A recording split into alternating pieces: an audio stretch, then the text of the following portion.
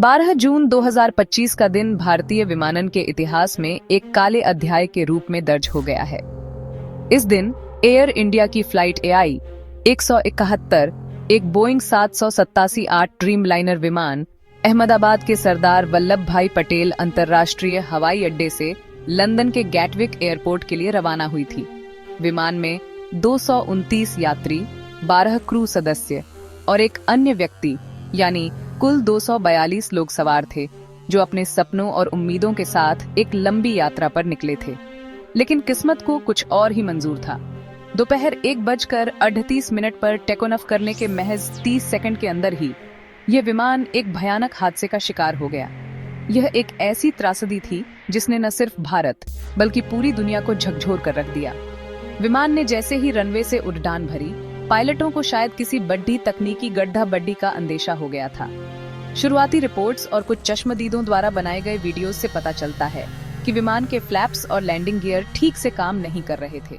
ये किसी भी विमान के लिए उड़ान भरते समय सबसे जरूरी उपकरण होते हैं। इनके बिना विमान के लिए हवा में ऊंचाई हासिल करना लगभग नामुमकिन हो जाता है। पायलटों ने पूरी कोशिश की होगी कि वे विमान को संभाल लें, लेकिन आधुनिक तकनीक से लैस ये ड्रीमलाइनर विमान धीरे धीरे नीचे आने लगा।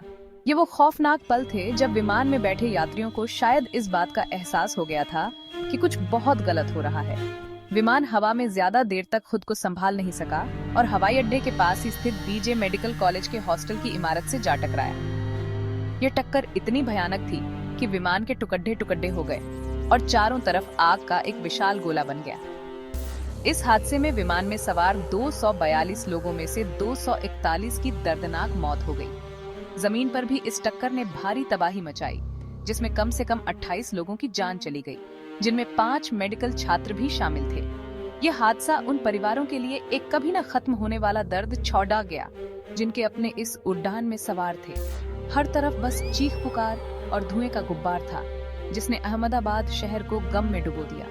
इस भयानक त्रासदी के बीच एक चमत्कार भी हुआ। सीट नंबर 11A पर बैठे ब्रिटिश नागरिक विश्वास कुमार रमेश इस हादसे में एकमात्र जीवित बचे व्यक्ति हैं। उन्हें गंभीर चोटें आई हैं, लेकिन डॉक्टरों का कहना है कि उनकी हालत फिलहाल स्थिर है। विश्वास का बचना किसी दैवीय कृपा से कम नहीं है। उन्होंने अपनी आंखों के सामने उस खौफनाक मंजर को देखा है जब विमान 2 टुकड़ों में बंट गया और आग की लपटों ने सब कुछ अपनी चपेट में ले लिया। उनका बयान इस मामले की जांच में एक महत्वपूर्ण कड़िठी साबित हो सकता है। यह हादसा हमें यह सोचने पर मजबूर करता है कि कैसे चंद सेकंड में हंसती खेलती जिंदगियां हमेशा के लिए खामोश हो गईं।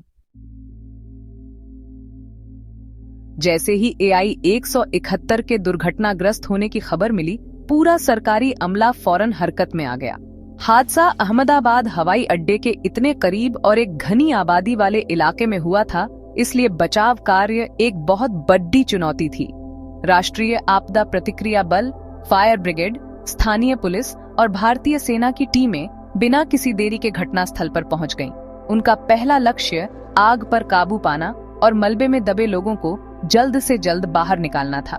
धधकती आग और चारों तरफ फैले विमान के मलबे के बीच बचावकर्मी अपनी जान की परवाह किए बिना लोगों की जान बचाने की कोशिश में जुट गए। बचाव अभियान रात भर पूरी मुस्तैदी से चलता रहा। NDRF के जवानों ने खास उपकरणों की मदद से विमान के टुकड़ों को काटकर फंसे हुए शवों को बाहर निकाला। यह दृश्य इतना भयावह था कि उसे शब्दों में बयां करना मुश्किल है। ज्यादातर शव बुरी तरह जल चुके थे, जिससे उनकी पहचान करना भी एक बहुत मुश्किल काम बन गया था। घायलों को तुरंत पास के अस्पतालों में भर्ती कराया गया, जहां डॉक्टरों की टीमें उनकी जान बचाने के लिए हर संभव प्रयास कर रही थी। गृह मंत्री श्री अमित शाह खुद अस्पताल पहुंचे और एकमात्र जीवित बचे यात्री विश्वास कुमार से मुलाकात कर उनका हालचाल जाना। ये दिखाता है कि सरकार इस दुख की घड़ी में पीड़ितों के साथ खेडेडी है। जांच के नजरिए से सबसे बड़ी सफलता तब मिली जब बचाव टीमों ने विमान का ब्लैक बॉक्स बरामद कर लिया। इस ब्लैक बॉक्स में फ्लाइट डेटा रिकॉर्डर और कॉकपिट वॉइस रिकॉर्डर दोनों मौजूद थे। FDR से विमान की गति, ऊंचाई और अन्य तकनीकी पहलुओं की जानकारी मिलेगी, जबकि CVR से पायलटों के बीच हुई आखिरी बातचीत का पता चलेगा। ये ब्लैक बॉक्स ही इस हादसे के असली कारणों का खुलासा करेगा। क्या पायलटों को तकनीकी खराबी का पहले से पता था? क्या उन्होंने मेडे कॉल किया था? इन सभी सवालों के जवाब अब इसी ब्लैक बॉक्स के अंदर बंद हैं, जो इस पूरी त्रासदी की गुत्थी को सुलझाने में मदद करेगा। इस मुश्किल घड़ी में स्थानीय लोगों ने भी इंसानियत की एक मिसाल पेश की। कई लोग स्वेच्छा से बचाव कार्यों में मदद करने के लिए आगे आए। उन्होंने घायलों के लिए खूनदान किया, बचाव कर्मियों के लिए पानी और खाने का इंतजाम किया और पीड़ित परिवारों को सांत्वना दी। यह दिखाता है कि जब कोई वडेढ़ी आपदा आती है तो पूरा देश एकजुट हो जाता है। यह हादसा जितना दर्दनाक है, उतनी ही प्रेरणादायक बचाव टीमों और आम लोगों की कोशिशें हैं, जिन्होंने अंधेरे में उम्मीद की एक छोटी सी किरण को जलाए रखा। यह सामूहिक प्रयास ही हमें ऐसे संकटों से उबरने की ताकत देता है। एयर इंडिया फ्लाइट AI 171 का हादसा सिर्फ एक मानवीय त्रासदी नहीं है, बल्कि यह विमानन उद्योग की सुरक्षा और तकनीक पर भी कई गंभीर सवाल खड़े करता है। शुरुआती जांच में जो बातें सामने आई हैं, वे बेहद चिंताजनक हैं। पायलटों द्वारा की गई मेडे कॉल इस बात का साफ संकेत है कि उन्हें टेक ऑफ के तुरंत बाद ही किसी बड़ी गड़बड़ी का एहसास हो गया था। मेडे एक अंतर्राष्ट्रीय आपातकालीन संकेत है, जिसका इस्तेमाल तब किया जाता है जब विमान पर तत्काल और गंभीर खतरा हो। यह कॉल बताती है कि पायलटों के पास विमान को बचाने के लिए बहुत कम समय था और वे जानते थे कि स्थिति उनके नियंत्रण से बाहर हो रही है। इस हादसे की जांच के लिए एक बहु एजेंसी टीम का गठन किया गया है। भारत की नागरिक उड्डयन महानिदेशालय और विमान दुर्घटना जांच ब्यूरो इस जांच का नेतृत्व कर रही है। चूंकि यह विमान अमेरिकी कंपनी बोइंग द्वारा बनाया गया था, इसलिए अमेरिका की राष्ट्रीय परिवहन सुरक्षा बोर्ड की टीम भी जांच में सहयोग करने के लिए भारत पहुंच चुकी है। इसके अलावा विमान में बड़ी संख्या में ब्रिटिश नागरिक सवार थे, इसलिए यूनाइटेड किंगडम की जांच एजेंसियां भी इस प्रक्रिया का हिस्सा बनेंगी। इन सभी एजेंसियों का एक साथ मिलकर काम करना यह सुनिश्चित करेगा कि जांच निष्पक्ष हो और हादसे के हर पहलू को बारीकी से परखा जाए। ये हादसा बोइंग 787-8 ड्रीमलाइनर विमान के लिए भी एक बड़ा झटका है, क्योंकि यह 2009 में सेवा में आने के बाद से इस मॉडल का पहला घातक हादसा है। ड्रीमलाइनर को दुनिया के सबसे आधुनिक और सुरक्षित विमानों में से एक माना जाता है। इस दुर्घटना के बाद बोइंग कंपनी की साख दांव पर लग गई है। दुनिया भर की कई एयरलाइंस ने अस्थायी रूप से अपने बोइंग 787-8 विमानों को ग्राउंड करने पर विचार करना शुरू कर दिया है, जब तक कि दुर्घटना का असली कारण सामने नहीं आ जाता। बोइंग और एयर इंडिया दोनों ने ही जांच में पूरा सहयोग करने का वादा किया है और कहा है कि वे पीड़ितों को हर संभव सहायता प्रदान करेंगे। इस हादसे के बाद विमानन उद्योग में सुरक्षा प्रोटोकॉल को लेकर एक नई बहस छिड़ डाच गई है। क्या मौजूदा सुरक्षा जांच प्रक्रियाएं पर्याप्त हैं? क्या विमानों के रखरखाव में कोई कोताही बरती गई थी, या यह एक ऐसी तकनीकी खराबी थी जिसका पहले से पता लगाना नामुमकिन था? इन सभी सवालों के जवाब मिलना बहुत जरूरी है, ताकि भविष्य में इस तरह की दर्दनाक घटनाओं को रोका जा सके।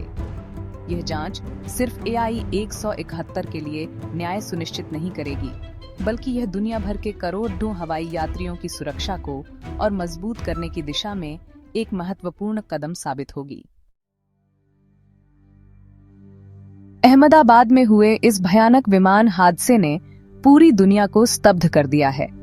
यह एक ऐसी त्रासदी है जिसने देशों की सीमाओं को तोड़क कर हर किसी के दिल को छुआ है। भारत के प्रधानमंत्री श्री नरेंद्र मोदी ने इस घटना पर गहरा दुख व्यक्त करते हुए इसे शब्दों से परे हृदय विदारक बताया। उन्होंने पीड़ित परिवारों के प्रति अपनी गहरी संवेदना व्यक्त की और वादा किया कि सरकार उन्हें हर संभव मदद मुहैया कराएगी। इस दुख की घड़ी में पूरा देश एकजुट होकर पीड़ितों के साथ खड़े रहा है और यह एकजुटता ही हमें इस गहरे सदमे से उबरने की शक्ति देगी। इस हादसे की खबर फैलते ही दुनिया भर के नेताओं ने भारत के प्रति अपनी संवेदनाएं भेजी। चूंकि विमान में बड़ी संख्या में ब्रिटिश नागरिक सवार थे, ब्रिटेन के प्रधानमंत्री कीर स्टारमर और किंग चार्ल्स तृतीय ने तुरंत शोक संदेश जारी किए। उन्होंने इस मुश्किल समय में भारत को हर तरह की मदद का आश्वासन दिया। चीन समेत कई अन्य देशों के राष्ट्राध्यक्षों ने भी इस त्रासदी पर दुख जताया और पीड़ित परिवारों के प्रति अपनी सहानुभूति प्रकट की। ये वैश्विक प्रतिक्रिया इस बात का सबूत है कि मानवता का दर्द साझा होता है और संकट के समय पूरी दुनिया एक परिवार की तरह एक दूसरे का साथ देती है। इस हादसे ने विमान बनाने वाली कंपनी बोइंग और एयर इंडिया के लिए भी एक बड़ी चुनौती खड़ी कर दी है। इस घटना की खबर आते ही अमेरिकी शेयर बाजार में बोइंग के शेयरों में लगभग 9% की भारी गिरावट देखी गई, जो निवेशकों की चिंता को दर्शाता है। अब इन दोनों कंपनियों की जिम्मेदारी है कि वे जांच में पूरी पारदर्शिता बरतें और सच्चाई को सामने लाएं। यह सिर्फ उनकी प्रतिष्ठा का सवाल नहीं है, बल्कि यह उन करोड़ों यात्रियों के विश्वास का भी सवाल है जो हर दिन उनकी सेवाओं का इस्तेमाल करते हैं। उन्हें यह सुनिश्चित करना होगा कि भविष्य में ऐसी कोई चूक न हो। हालांकि यह हादसा एक बहुत बड़ा सदमा है, लेकिन हमें इससे सबक लेकर आगे बढ़ना होगा। हमें यह सुनिश्चित करना होगा कि विमानन सुरक्षा के मानकों को और भी कड़ाहा किया जाए। विमानों के डिजाइन, निर्माण और रखरखाव की प्रक्रियाओं की फिर से समीक्षा की जानी चाहिए, ताकि किसी भी छोटी सी खामी को भी नजरअंदाज न किया जा सके।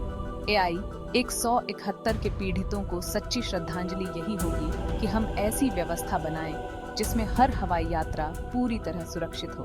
हमें याद रखना चाहिए कि हर हादसा हमें कुछ सिखाता है, और इस सीख को अपनाकर ही हम भविष्य को बेहतर और सुरक्षित बना सकते हैं। सतर्कता और सावधानी ही हमें ऐसी त्रासदियों से बचा सकती है।